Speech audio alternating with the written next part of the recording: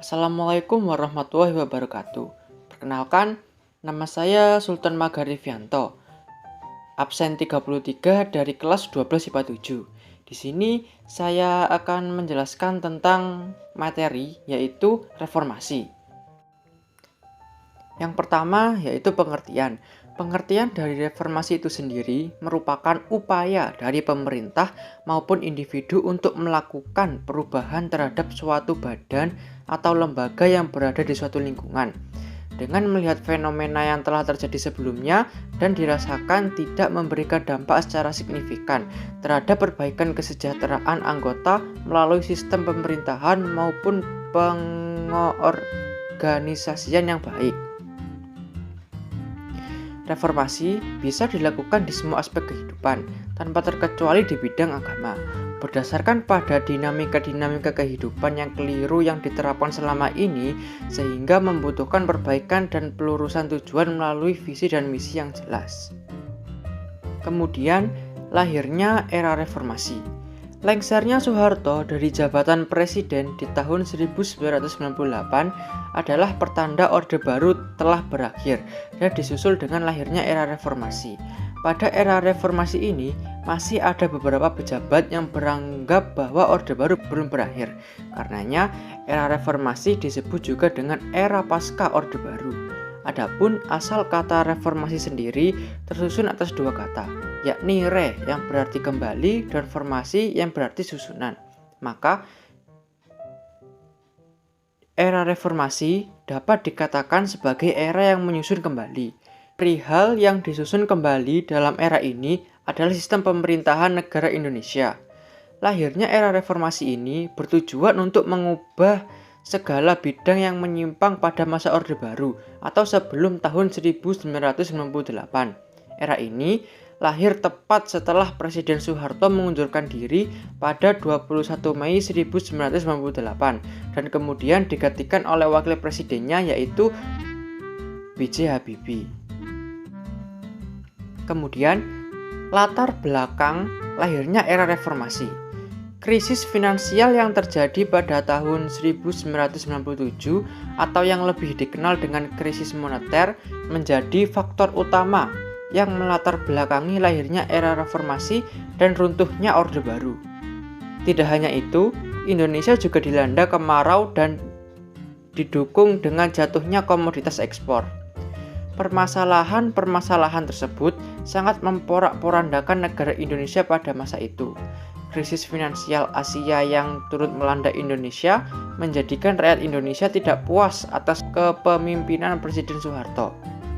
Gerakan mahasiswa yang terjadi di seluruh Indonesia pun menjadi pemicu demonstrasi besar-besaran, dikarenakan desakan dari dalam dan luar negeri. Soeharto pun memutuskan untuk mengundurkan diri dari jabatannya sebagai presiden. Tujuan reformasi. Tujuan dari reformasi itu sendiri ada 4, yaitu menangani krisis ekonomi, mewujudkan kedaulatan rakyat, menegakkan hukum sesuai dengan nilai-nilai kebenaran dan keadilan HAM, dan meletakkan dasar-dasar kerangka dan kegiatan reformasi pembangunan agama dan sosial budaya dalam mewujudkan masyarakat madani. Yang kemudian tuntutan mahasiswa.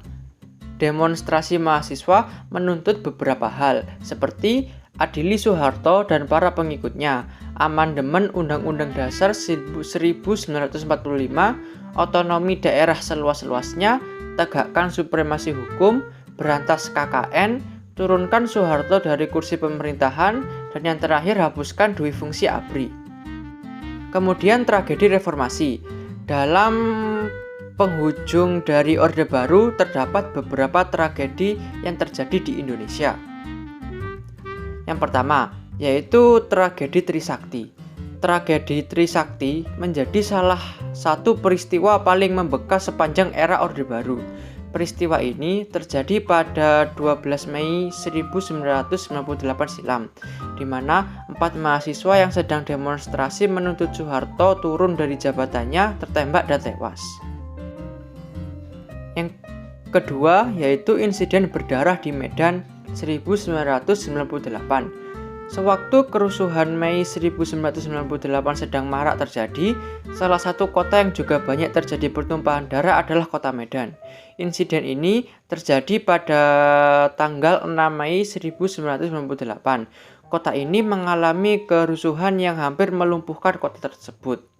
Waktu itu, ratusan toko dirusak, sejumlah kendaraan dibakar, serta 5 orang tewas dan puluhan orang mengalami luka-luka akibat aksi unjuk rasa yang mereka lakukan.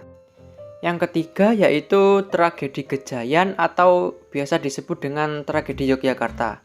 Tragedi ini terjadi pada hari Jumat tanggal 8 Mei 1998 di daerah Gejayan, Yogyakarta. Kerusuhan yang terjadi pada saat itu lantaran para demonstran mengunjuk rasa dan menuntut agar Soeharto lengser dari jabatannya. Dari peristiwa ini terjadi banyak sekali kekerasan antara aparat dengan mahasiswa Yogyakarta yang menyebabkan ratusan korban terluka, bahkan 1 orang meninggal dunia. Dan yang keempat yaitu tragedi penjarahan dan SARA jelang reformasi 1998. Tragedi mencekam ini terjadi di Jakarta pada tanggal 13 Mei sampai 15 Mei 1998. Kala itu, Indonesia tengah mengalami krisis moneter, di mana hutang menumpuk dan dolar semakin meningkat. Belum selesai dengan krisis moneter, peristiwa nahas lain juga terjadi, di mana kios-kios dibakar, wanita etnis Tionghoa mengalami pelecehan seksual, ratusan orang juga dikabarkan hilang serta tewas dalam kerusuhan ini. Kemudian yaitu dampak reformasi.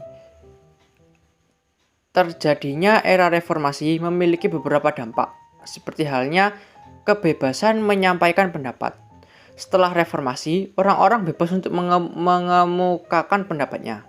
Presiden B.J. Habibie memberikan ruang bagi siapapun yang ingin menyampaikan pendapat, baik dalam bentuk rapat umum maupun unjuk rasa atau demonstrasi. Namun, bagi mahasiswa yang akan melakukan aksi unjuk rasa, terlebih dulu diharuskan untuk mendapatkan izin dari pihak kepolisian dan menentukan lokasi di mana demonstrasi dilakukan. Hal ini dilakukan karena mengacu dengan Undang-Undang Nomor 28 Tahun 1997 tentang Kepolisian Republik Indonesia. Kemudian yaitu masalah duifungsi ABRI.